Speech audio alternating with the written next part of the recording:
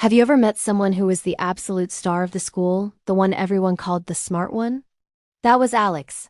Top of his class, perfect notes, always had the right answer. Teachers loved him, and his classmates practically lined up to copy his homework. It seemed like his future was a straight line to success, already mapped out and guaranteed. Everyone believed it, including Alex himself. But then, graduation happened. Alex stepped out of the classroom and into the real world, expecting the same standing ovation he was used to. But the applause never came. Interviews didn't go as planned. He'd walk in, armed with his perfect GPA, but leave feeling confused. Projects he started would stumble and fail. What was even more frustrating was seeing people he knew were not as academically brilliant as him climb the ladder right past him.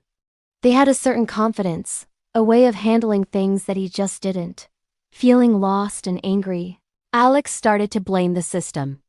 School didn't prepare me for any of this, he'd complain. He felt like he had been sold a false promise.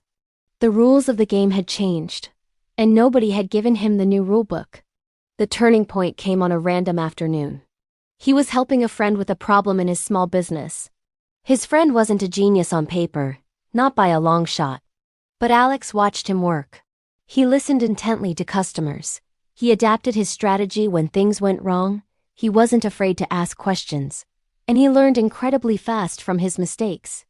It was like watching a completely different kind of intelligence in action. And in that moment, a painful but powerful realization hit Alex. School had taught him what to know, filling his head with facts and formulas.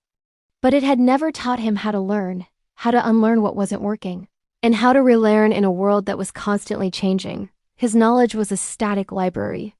Real life was a dynamic, flowing river. So, Alex decided to start over. Not in a classroom, but in the messy, unpredictable school of life. He learned communication not from a textbook, but by actually talking to people, listening to their stories, and understanding their perspectives. He learned real problem solving not by acing a test, but by making mistakes, falling flat on his face, and then figuring out how to get back up. Most importantly, he learned humility by starting small, admitting he didn't have all the answers, and embracing the journey of being a beginner again. This time the lessons were different. They weren't just for a test, they were for life. And this time, they stuck. Thanks for watching.